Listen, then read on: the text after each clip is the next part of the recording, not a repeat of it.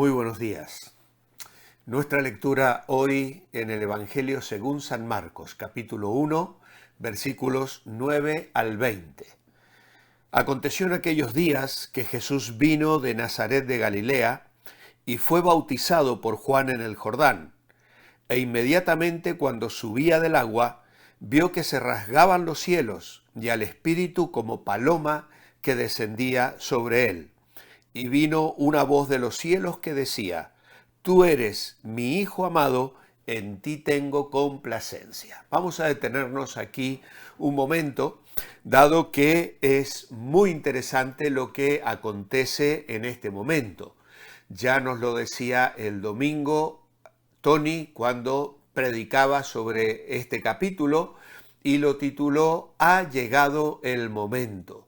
El Hijo de Dios, la segunda persona de la Trinidad, Dios hecho hombre, se presenta para iniciar el ministerio.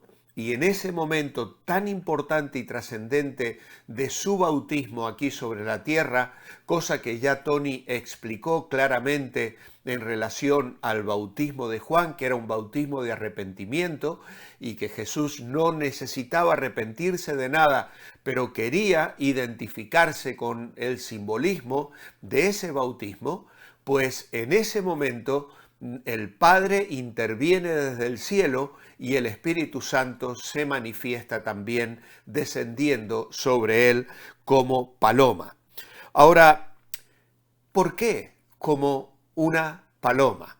Si nosotros vamos al Antiguo Testamento, descubrimos que Dios se manifestaba en la figura de un águila. Por ejemplo, en Éxodo, capítulo 19. A ver, voy a buscarlo para leerlo fielmente. Éxodo, capítulo 19 y el versículo 4. Dice: Vosotros visteis lo que hice a los egipcios, y cómo os tomé sobre las alas de águilas, y os he traído a mí. El águila cuida a sus polluelos de la manera más cuidadosa y vuela debajo de ellos cuando los saca del nido para que no caigan sobre las rocas y sean heridos o muertos.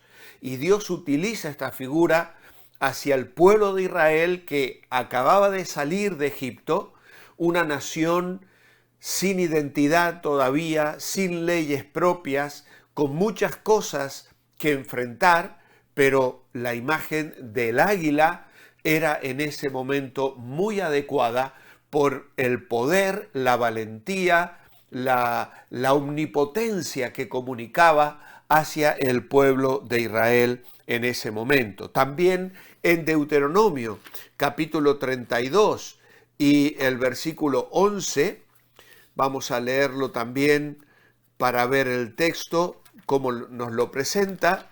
Deuteronomio capítulo 32 y el versículo 11 dice así la palabra de Dios: Como el águila que excita su nidada, revolotea sobre sus pollos, extiende sus alas, los toma, los lleva sobre sus plumas. Jehová solo le guió y con él no hubo Dios extraño. Así que vemos cómo en el Antiguo Testamento entonces Dios transmite la figura de un águila, que era en realidad un ave de presa y de gran poder para proteger a su pueblo contra los enemigos. Pero ahora ha llegado un tiempo diferente. El Hijo de Dios se ha encarnado. Dios se ha acercado a nosotros y la figura que presenta es la figura de una paloma. ¿Por qué? Porque a través de esta figura la bondad, la benignidad de Dios se expresaba en la persona preciosa del Señor Jesucristo.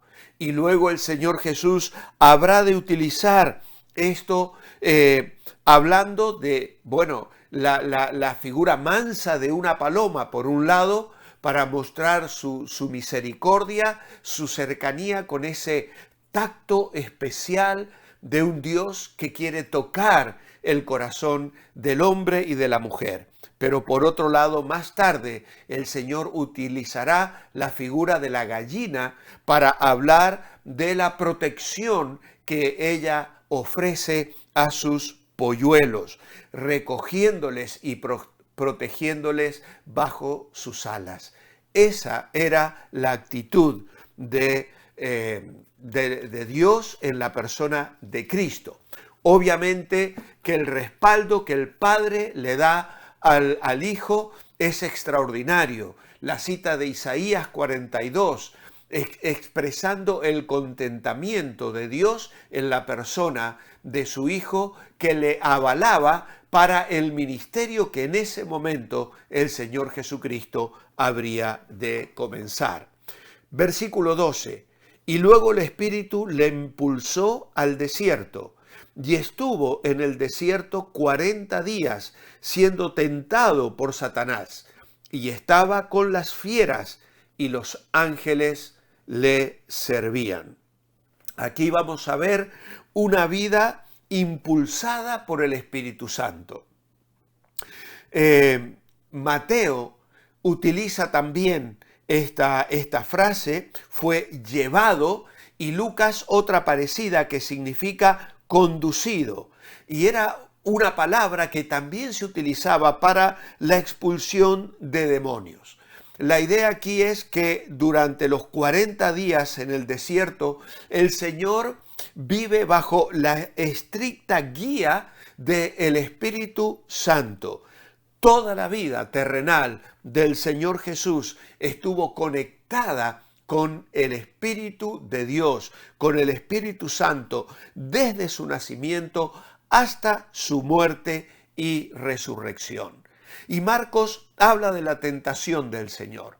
Lo pasa por encima, no da detalles. No hay en la narración de Marcos las 3 tentaciones que luego Mateo y Lucas nos van a especificar de una manera extraordinaria. Pero sí Marcos añadirá algo que los evangelios que hemos mencionado, Mateo y Lucas, no destacan, y es que estaba en la compañía de las fieras del desierto.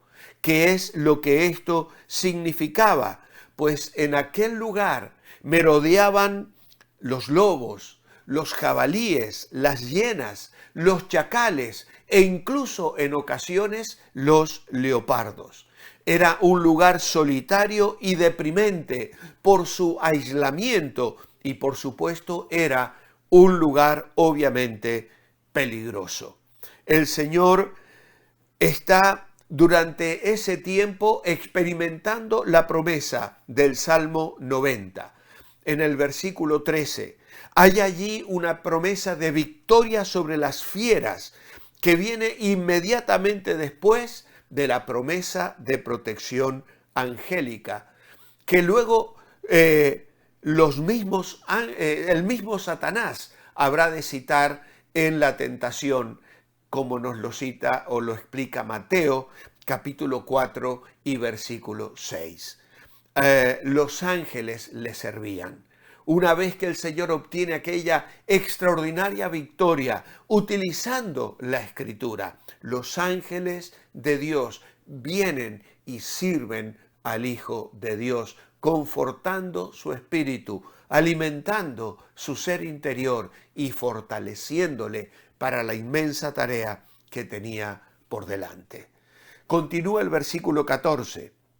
Después que Juan fue encarcelado, Jesús vino a Galilea, predicando el evangelio del reino de Dios y diciendo: el tiempo se ha cumplido y el reino de Dios se ha acercado. Arrepentíos y creed al evangelio. Marcos comienza la narración del ministerio activo de Jesús y es seguido por Mateo y Lucas, que tienen delante el escrito de Marcos cuando ellos escriben sus evangelios. Marcos obviamente sigue el relato que recibe de Pedro, y si no fuera por el evangelio de Juan, desconoceríamos que prácticamente hay un año de tiempo entre lo que sucede en el bautismo y lo que Marcos nos va a relatar a continuación. El Señor recorre aquellos lugares predicando el Evangelio, el territorio de Perea, de Galilea, de Judea y de Samaria. Juan ofrece un material suplementario al de los evangelios sinópticos y así nos enteramos que hay un periodo de tiempo donde los discípulos que eran de Juan el Bautista se encuentran con Jesús y deciden seguir a Jesús. Y es en este tiempo oportuno donde el Evangelio del Reino se comienza a predicar, cuando estos hombres experimentan muchas cosas en un primer viaje por todo aquel territorio junto al Señor. Y entonces ocurre lo que Marcos nos relata a continuación. Y dice el versículo 16, mientras pasaba junto al mar de Galilea, vio a Simón y Andrés, hermanos de Simón, que echaban una red en el mar porque eran pescadores, y les dijo, venid en pos de mí, y haré que seáis pescadores de hombres. Y luego llama a Jacobo, hijo de Zebedeo, y a Juan su hermano, que remendaban las barcas. Les llamó al instante y dejando a su padre en la barca con los jornaleros, se fueron en pos de él. Este es el llamamiento definitivo. Ellos ya habían conocido a Jesús. Ellos ya le habían visto hacer maravillas y habían recibido muchas enseñanzas de parte del Señor. Pero ahora hay un llamado personal para que ellos definitivamente se comprometan a vivir y a seguir al Maestro que habría de cambiar sus vidas para siempre. Nuestra oración en base a esta hermosa meditación en esta mañana es: amado Padre, muchas gracias por Jesús y por las evidencias claras de su persona, de su autoridad y su mensaje de poder y gloria. Gracias por esa paloma que nos comunica que un Dios de amor se acerca al hombre pecador para salvar, restaurar y redimir. Y aún hoy sigue llamando personas para que trabajen en esta tarea de pescar hombres para la eternidad. Úsanos, Señor, y que cada uno de nosotros respondamos a ese llamado divino. En tu nombre, amén. Amados hermanos, mañana seguimos con el Evangelio de Marcos. Manteneos bendecibles, porque lo que os deleita os dirige.